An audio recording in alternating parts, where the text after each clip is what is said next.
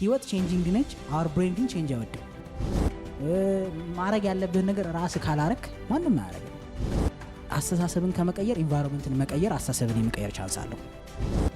በቂ ለምን ያለው ሰው ምንም አይነትን ፔን የመቋቋም አቅም አለው ነው። ሳይንሱ እንደሚለው 95% በላይ ስሩ ዘዴ በቀን ውስጥ የምታሳልፈው ህይወት ድግግሞሽ ነው። ያ ማለት ዲፎልት ባህሪ ሆኗል ማለት ነው። ያንን ዲፎልት ባህሪ ልቀይር ስትል ፋይት የምታደርገው ከፕሮግራም ጋር የሆነ ዛሬ 10 ምናምን ዓመት ዩኒቨርሲቲ የተማርካትን ሀሳብ ይዘህ እሷን ነው በቃ ማቆም ብለህ ግትር ሆነ ልኖር ካልክ አይሆንም። ኢንቫይሮንመንትን ካልቀየር ቶትህን መቀየር አስተሳሰብን መቀየር ከባድ። ብዙ ሰዎች የሚታመሙት ችግር ውስጥ የሚሆኑት ቼንጅን በመፋይት በማድረግ ነው። ቼንጅን ለማሸነፍ ሁለት ነገር ያስፈልጋል። አንደኛው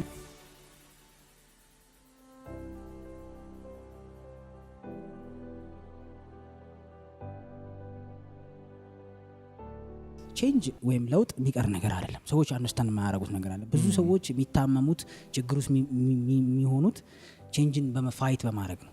ቼንጅን በቃ እንዳይቀየር የለመዱት ነገር ያዩት ነገር እንዳይቀየር ያን አትችልም፣ በቃ አትችልም። ኢኮኖሚ ይቀየራል፣ የሰው ባህር ይቀየራል አይደል? አኗኗር ዘይቤ ይቀየራል፣ ፋይናንሻል ስታተስ ይቀየራል፣ በምትኖር ጊዜ እድሜ ይቀየራል፣ አቋም ይቀየራል፣ ወገብ ይጎብጣል፣ ነጭ ሽበት ታወጣ። አታቆመው ቼንጅን። በየትኛውም መስመር ብትሄድ አስፔክት ኦፍ ላይፍ ብትሄድ ቼንጅን ማቆም አይቻልም። ሶ ዘ ቤስት ዌይ ምንድነው? ቼንጅን አዳፕት ማድረግ ነው። ቶሎ አለቀይ በጣም ደስ የሚለኝ ነገር የተናገረኝ ነገር አለ። ምን እንዳለኝ ልንገርህ። አብረን ስንሰራ ዶክመንቴንም ላሳየው ጓጓው። ጥሩ ተማሪም ስለነበር ፕሮጀክቶችም ስለሰራው እኔ ስላንተ ስለምታውቀው ስለተማርከው ዩኒቨርሲቲ ነገር አይ ዶንት ኬር አለኝ። እኔ ትልቁ ኬር የማደርገው ነገር how fast can you learn ነው። አብረን ስንሰራ በምን ፍጥነት አዲስ ነገር ትማራለህ ነው የሚያሳስበኝ። የተለያዩ ፕሮጀክቶች ይመጣሉ፣ how fast ያንን ፕሮጀክት አዳፕት አድርገህ ቶሎ ሰርተህ ትሰጠኛለህ ነው የሚያሳስበኝ። እሺ ቼንጂንግ እንደሆነ ያውቃሉ ሲቹዌሽኑ። ስለዚህ በምን ፍጥነት ነው ኮፕ አፕ ማድረገው ከዛ ቼንጅ ጋር እንጂ የሆነ ዛሬ 10 ምናምን ዓመት ዩኒቨርሲቲ የተማርካትን ሀሳብ ይዘህ እሷን ነው በቃ ማቆም ብለህ ግትር ሆነ ልኖር ካልክ አይሆንም። ማይቀያየር ነገር ምናልባት ሃይማኖታዊ ነገር ሊሆን ይችላል። ከዛ በተረፈ ያለ ነገር ግን ኮንቲኒየስሊ ይቀያየራል፣ ይከተልሃል። ቼንጅ ግዴታ ከሆነ ሰዎች በተደጋጋሚ ወደ አንተም ይመጣሉ፣ ወደ እኔም ይመጣሉ። ወደ ተለያዩ ሰዎች መጥተው ሪሌሽንሺፓቸውን መቀየር እንደሚፈልጉ ይነግሩሃል። ፋይናንሻል ስታተሳቸው ማንም ሰው መለወጥ ይፈልጋል እኮ አይደል? ፋይናንሻሉን መቀየር ይፈልጋል፣ ፊዚካሉን መቀየር ይፈልጋል፣ ከብዙ አንግል መቀየር ይፈልጋል። ግን አይቀየርም አይደለም? ሪያሊቲ ላይ our brain ደግሞ ከባድ ፓርት የሚያደርገው ህይወት ቼንጂንግ ነች። our brain ግን ቼንጅ አይወድም። ጨራሽ ትልቁ ችግር እሱ ነው። our brain በተቻለ መጠን ዋና ዓላማው ሰርቫይቭ ማድረግና ኤነርጂ ሴቭ ማድረግ ነው አይደል? ከማሰብ ቀጥሎ ነው የሚመጣው ማሰብ። ፕራዮሪቲው ሰርቫይቭ ማድረግ ነው። ሰርቫይቫል ስለሆነ ሰርቫይቭ ደግሞ ስታደርግ ዋናው ነገር ነው ኤነርጂ ሴቭ ማድረግ ነው አይደል? ስለዚህ አንድን ነገር ደጋግመህ ስታደርገው ሀቢት ያደርገዋል። ኤነርጂ ሴቭ ለማድረግ ሳታስበው እንድታደርገው ማለት ነው። አብዛኛው ነገር ልማድ ነው። ኦልሞስት ሳይንሱ እንደሚለው 95% በላይ ስሩ ዘዴ በቀን ውስጥ የምታሳልፈው ህይወት ድግግሞሽ ነው። ያ ማለት ዲፎልት ባህሪ ሆኗል ማለት ነው። ያንን ዲፎልት ባህሪ ልቀይር ስትል ፋይት የምታደርገው ከፕሮግራም ጋር ነው። ፕሮግራም ሲባል እንሰማለን አይደል? ፕሮግራም ነው። ፕሮግራም ያ ከለመድከው ነገር ማለት ብሬንህ የሚመቸውን ዲዛይን አድርጎ ያስቀመጠውን ነገር የለመደውን ነገር እየከለከልከው ነው። ከዶፓሚን ከብዙ ነገር ሊገናኝ ይችላል። ግን ጀነራል አስፔክቱ ይሄ ነው። ቼንጅ አይፈልግም፣ ሬዚስት ያደርጋል ቼንጅ።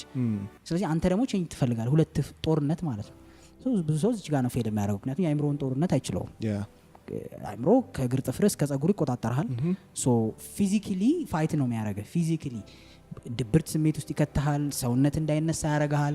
ፍርሃት ይለቅብሃል አይደል? ፕሮቴክት ላይ ያደርግህ ነው ከዛ ነገር። ያንን ደግሞ ልታሸንፍበት የተሰጠ አንድ ፓወር ቢኖር ዊል ፓወር ነው፣ ነፃ ፈቃድ ነው። ኖ ብለህ በዚህ በኮንሽስ ብሬን አረጋዋለሁ ይሄን ነገር የሚል ፋይት ነው። ስሎ ነው እሱ ደግሞ። እንዲህ ባረግ ሀሳብ ይወሰዳል። ዛማች ስፒዱ ስሎ ነው የኮንሽስ ብሬናችን። ይሄ ፍለፊት የምናስብበት አሁን እያወራው ሌላ ኳቢል የማወራው ሀሳብ አይጠፋብኝም። ኮንሽስ ብሬን ዚስ ማች ስሎ ነው። ማይ ሰብኮንሽስ ፓወርፉሉ ከኋላ ያለው ግን በጣም ብዙን ሚሊየን ነው። እኔም ቤት እያጠና ነው። አይ ዶንት ኢቭን ኖ ተረተኛል። ስለዚህ አይቆምም ስራው።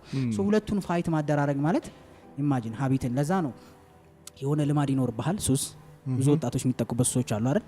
ለቶ ትክክለኛ አእምሮህ ምን ይልሃል? ዶንት ዱ ኢት ልክ አይደለም እኮ ይሄ ነገር ይልሃል። ያኛው አርገው አይደለም ይልህ ሪሊዝ ነው የሚያደርገው ቦዲ እንዲፈልገው ሰውነት እንዲፈልገው ራስ ምታት መጫጫን ብቻ በተለያየ መንገድ ፍላጎት ደስ የሚል ስሜት እያደረገ ይጠይቃል።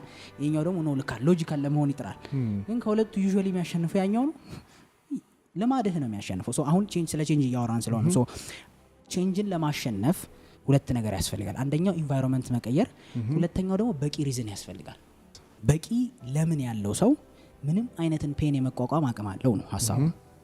ዋይ የሌለው ሰው ግን ከዚህ እዛ ሶ እንደነገርኩ ብዙ ሰዎች አሁን እኔ በተወሰነ መልኩ ማይዋጥልኝም ነገር መሰለ አስተሳሰብህን ቀይር ሲባል እንዴት በምን ይሲ ሶ አስተሳሰብን ከመቀየር ኢንቫይሮንመንትን መቀየር አስተሳሰብን የመቀየር ቻንስ አለው። እዛው ኢንቫይሮንመንት ሶን አስተሳሰብ መቀየር ለአንዳንድ ሰዎች ሊሳካ ይችላል። ኦልዌይስ ኤክሰፕሽን አለ። ጦር ሜዳ ውስጥ ሆኖ ሜዲቴት ማድረግ የሚችል ሰው ሊኖር ይችላል። ተረተኛል። ኤክሰፕሽኖች አሉ። አሁን በኤክሰፕሽን ልንከራከር አንችልም። ጠንካራ ሰዎች አሉ። ግን ለአብዛኛው ለማጆሪቲው ሰው ግን ኢንቫይሮንመንትን ካልቀየር ቶትህን መቀየር አስተሳሰብን መቀየር ከባድ ነው። ሶ ኢንቫይሮንመንት መቀየር አለበት። ይቻላል ግን ከባድ ነው። ኤግዛክትሊ። ሁለተኛው ዋይን መመለስ ያስፈልጋል። ዋይ ሪስፖንሲቢሊቲ ሊሆን ይችላል። አንድ አባት ለምንድን ነው የምትሰራው ብትለው ለልጆቼ ምግብ ማስቀመጥ ጠረጴዛ ላይ ስላለብኝ ይችላል። ስራህን አቁም ብትለው ሊስቅብህ ይችላል። ለምን ኢነፍ ዋይ አለው። እንዳንተ ጠዋት ተነስቶ ዛሬ ባልሰራስ አይልም። ቢልም ተነስቶ ይሄዳል። ለምን ልጅ የሚባል ኃላፊነት አለበት ህይወቱ ላይ አይደለም። የትኛውም እናቶቻችን 11 እና 10 ሰዓት ነው የሚነሱት። አሁን የኔ ማዘር ከ10 ሰዓት በኋላ ስተኛ አይቻት አላውቅም በህይወቴ እስካሁን። ከሷን የተጋባብኝ እኔ ነው። 10 ሰዓት ነው የምትነሳው? 10 ሰዓት ነው ኦልዌይስ። 4 ሰዓት ተኛች፣ 10 ሰዓት ምንም ብታረጋት አተኛም። ለምን ብዬ ሳስብ ሪስፖንሲቢሊቲ ነው እንዲያረጋት። እንዲህ እስከ 3 መተኛት የሚያስጠላት መስሎ ነው አይደለም። ዋያ ነበራት በሰዓቱ እኛን ለማሳደግ። በጠዋት ተነስታ ለእኛ ቁርስ ሰርታ ስራ መሄድ ነበረባት ይሲ። ስለዚህ ኢነፍ ዋይ ስለነበራት እንደኛ ኮምፕሌን ለማድረግ እድል የላትም። ዛሬ ባልነሳስ ይሄ ቀን ደስ አይልም፣ ብርድ ነው፣ ዝናብ ነው ልትል ትችላል። ኢነፍ ዋይ ካለ ግን ትነሳለን። ማን ሰርች ፎር ሚኒንግ የሚለውን መጽሐፍ በጣም እንትን መጽሐፍ ማይ ፌቨራይት ከሚባሉት ውስጥ አንዱ ነው። እዛ ላይ ሳይካትሪስቱ ዶክተር ቪክቶር ፍራንክ የሚለው ምንድነው በቂ ሪዝን ያላቸው ሰዎች ሰርቫይቭ ያደርጋሉ ነው። ጥናቱን ያገኘው እዛ ውስጥ ነው አለ። ኮንሰንትሬሽን ካምፕ ውስጥ የጀርመን ኮንሰንትሬሽን ካምፕ ውስጥ ፊልም ላይ እንደምናየው ይሄ አስረዋቸው በቀን አንድ ምግብ እየሰጡ ድንጋይ የሚያስፈልጧቸው እንደዛ የሚያደርጉበት ውስጥ የታሰረ ሰው ነው። እና አንዳንዶቹ በሳምንት ይሞታሉ። ገና መጥተው በሳምንት ይሞታሉ። አንዳንዶቹ በቃ ሞተ ስትለው አለ ሳምንት በረሃብ ተቀጥቶ ሰርቫይቭ ያደርጋል። ብዙ አይነት በሽታ ይዞት ይድናል። ምንድነው ሁለቱን የሚለያቸው? ሳይካትሪስት ነው ሲያጠና ያገኘው ነገር ምንድነው? እነዚህ ሰርቫይቭ የሚያደርጉት ሰዎች ወይም የሚድኑት የሚተርፉት ሰዎች የሚቆዩት ሰዎች ምክንያት አላቸው። ወጥቼ የጠፋ ልጅ ይኖራቸዋል። ወጥቼ ልጄን መች ነው ማየው ይላሉ። ወጥተው ይህን ታሪክ እስኪያወሩት ይቸኩላሉ። የጠፋች ሚስት ትኖራቸዋለች። ተረተኛል። አይምሯቸው ውስጥ ኮንቲኒየስሊ የሚያስቡት ምክንያት አለ። ከዛ ነገር ወጥቼ እነዚህ ምክንያት የሌላቸው በቃ የኔ ህይወት በቃ እዚህ ጋር በቃ እኮ የሚሉት ሰዎች ዩዥዋሊ በትንሽ ዲያሪያ ምናምን ተቅማጥ በሽታ ይሞታሉ። ተስፋ ስለሚቆርጡ። ኤግዛክትሊ። ሶ ሪዝን ፔንን እንድትቋቋም ያደርጋል። ምድር ደስታ ብቻ አይደለችም የምንኖርበት ህይወት። ብዙ ሰው ደስታን ስለሚፈልግ ነው ችግር ውስጥ የሚገባው። ደስታ ብቻ አክሰፕት ማድረግ ያስፈልጋል። ሰፈሪንግ አለው። ሶ ያን ሰፈሪንግ የምትቋቋመው ግን ኢነፍ ዋይ ካለ ነው። ቼንጅን ብዙ ሰው ሀብታም መሆን ፈልጋለሁ ይልሃል አይደል? በቃ እኔ ብር አግኝቼ ለምን ምክንያቱን አያውቀው። በቂ ምክንያት ስለሌለ በቂ መታገል አትችልም። ተረተኛ ለማን ለደሃናት ልትደርስላት ነው በቂ ገንዘብ የምትፈልገው? ወይስ ትዳር ትይዝበት ነው? ምንድነው? what is your point? ምንድነው? በቂ ምክንያት ያስፈልጋል። እነ ማንዴላ 20 ምናምን ዓመት ሲታሰሩ እኮ ምክንያት ስላላቸው እንጂ አንድ ቀን ጨለማ ውስጥ በአስራ ያለ ምክንያት እኮ ታብዳለህ። ግን የሆነ ስትሮንግ ምክንያት ካለ ሀሳቤን አልቀይርም ካልክ ግን ትቋቋመዋለህ።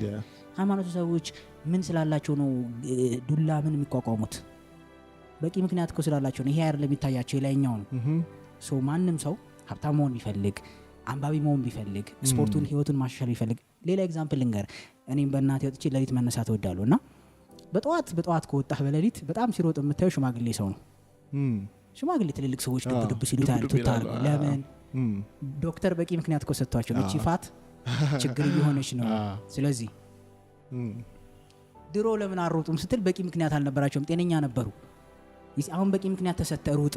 እኛን ወጣት ስፖርት ስራ ስትለው እሺ አይልም። ለምን? ገና ጤነኛ ነው፣ ጉልበት አለው። በቂ ምክንያት ሲሰጠው በኋላ ግን እቺ ነገር ሌላ ነገር ታመጣለች ስትባል ግን አለመሮጥ ምክንያት አይሆንም። ቤት ኪራይ ያለበት ሰው ሊተኛ አይችልም። ለዛ ነው ብዙ ሰዎች ራሳቸውን ችላችሁ ውጡ ይላሉ አይደል? ምክንያት እኮ ስላለው ነው። ዳይሬክትሊ ስለማይነግሩህ ነው እንጂ ምክንያቱ ቤት ኪራይ ይኖርብሃል፣ የምግብ ይኖርብሃል። ሶ ልተኛ ስትል ማን ሊያበላህ ነው? ስለዚህ እያስጠላህም ቢሆን ትወጣለህ ነው። ቤተሰብ የምትኖር ከሆነ ግን መብትህ ነው። ባትወጣም ያበላሃል፣ ባትወጣም ጣሪያ አለ። ይህንን ስል ፔኑን እያቀለልኩት ምናምን አይደለም። አንደርስታንድ ከባድ ነው። እንደ ኢትዮጵያ አይነት ሀገር ውስጥ ትንሽ ቻሌንጂንግ ነው ውጤታማ ለመሆን። ወጥተህ የሆነ ስራ ሰርተህ በዛ ደሞዝ ሁሉ ለመኖር ከባድ ሊሆን ይችላል። አንደርስታንድ፣ እሱን እንረዳለሁ። ግን ደግሞ ሪዝን እንደሚያስፈልግህም አንደርስታንድ ማድረግ ነሰሰሪ ነው። ሁለተኛው ኢንቫይሮንመንት ነው። ቅድም እንደነገርኩት የምር ደግሞ በቂ ሪዝን ካገኘህ በኋላ ደግሞ ኢንቫይሮንመንትን መቀየር አለብህ።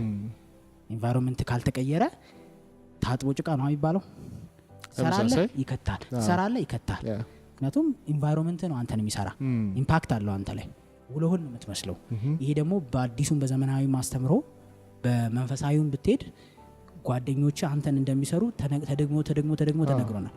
ኤግዛክትሊ የትኛውም ልታጣጥለው አትችልም። ይሄ ሳይንስ ነው ልትል አትችልም። የሃይማኖት ሰዎች ጓደኛህን ነው የምትመስለው፣ ስለ አንተ እንድነግርህ ጓደኛህን ንገረኝ ይለዋል። ስለዚህ ቤትም አታመልጥም። ኢንቫይሮንመንትን ነው የምትመስለው። ጓደኛ ማለት ጓደኛ ብቻ ነው። ኢንቫይሮንመንት ማለት ጓደኛ እኮ ኢንቫይሮንመንት ነው በነገራችን ላይ። ኤግዛክትሊ ኢምፓክት ያደርጋል ማለት ነው። ሶ እንዴት ቀየረ ካልከኝ የመጀመሪያው ኢንቫይሮንመንት የተቀየረ ቁጭ የሚል ሰው የለም። ስለዚህ ቫይብሬሽን ነው የመጀመሪያው። ኢንቫይሮንመንት እዛ ሀገር ሲሄድ አድገዋል፣ ሁሉ ነገር አላቸው፣ ግን ሩጫ ነው፣ በቃ ስራ ነው። ሶ ራስን ትመዝናለህ በዛ ውስጥ። ሶ ያ ኢንቫይሮንመንት የስራ ቫይብሬሽን ውስጥ ይከታል። ሶ ያ ነገር አንዱ ኢምፓክት ያደረገኝ ኢንቫይሮንመንት ሲቀየር ግዴታ የተሻለ ነገር ማሰብ፣ የተሻለ ህይወት መኖር። አለቃህን ስታየው የደረሰበትን ቦታ ይነግርሃል አይደል? እኔ ስትላለህ እሱ በእኔ እድሜ ምን እያደረገ ነበረ? 25 ዓመት 24 ዓመት 23 ዓመት ምንድን ነበር ብዬ ጠይቃለሁ። ሲነግረኝ ኦኬ እሺ እኔ እሻላለሁ ማለት ነው አሁን ባለሁበት ትላለህ። ይሲ ሆፕ ይሆናል። እሺ በ23 ዓመት እኮ ምንም አልነበረው ግን ስራ አለኝ ይላል። ይሲ ሶ አሁን በዚህ ከቀጠልኩኝ ጥሩ ቦታ ነው የምደርሰው ማለት እንድታወለዱ ያደርጋል። ከዛ በዘለለ ደግሞ ሪዝኔን አገኘው። ሪዝኑ ምን ሊሆን ይችላል አልኩኝ? ኃላፊነት። ቅድም ሪዝኔ ምንድነው? ሰው ሀገር ነው የምኖረው፣ አብስዬ ነው የምበላው፣ ቤትን እንትን ማለት አለብኝ፣ ኤሌክትሪሲቲ መክፈል አለብኝ። እያንዳንዱን ነገር እኔ ማኔጅ ካላረኩት ማንም አልጋ ላይ ተተወድከው ሰዓት አልጋ ላይ ነው የሚጠብቅህ። ከዩኒቨርሲቲ ተመርቄ ይህን ላይፍ አየሁት። አየህ ቤቴ በሆን ኖሮ ይህን አላየውም፣ ሁሉን ያነሱልኛል ምናምን። እዛስ እያንዳንዷን ነገር ከምትለብሰው ልብስ ጀምሮ ካላጠብካት አትታጠብም። ሾፒንግ ወጥተህ ካልገዛ የለም፣ ስትመጣ አራት የለም። ማድረግ ነገር ራስ ካላረክ ማንም አያረግም። ሶ ያ ኃላፊነት ባህሪን ቀስ እያለ የቀየረው ግዴታ ይሆንባል። ቢያስጠላኝም መብላት ስላለብኝ ምን አረጋለሁ? ሰራለሁ። ምን ምክንያት ስላለኝ መብላት ቢባል ቢያስጠላኝም ነገ ለብሰው ልብስ ማታ ተኩሼ እተኛለሁ። ለምን? ነገ ስራ ሻርፖኝ መሄድ ስላለብኝ። ሶ ለማንም ሰው ምክንያትና ኢንቫይሮንመንት ይፈልጉ ባይ ነኝ።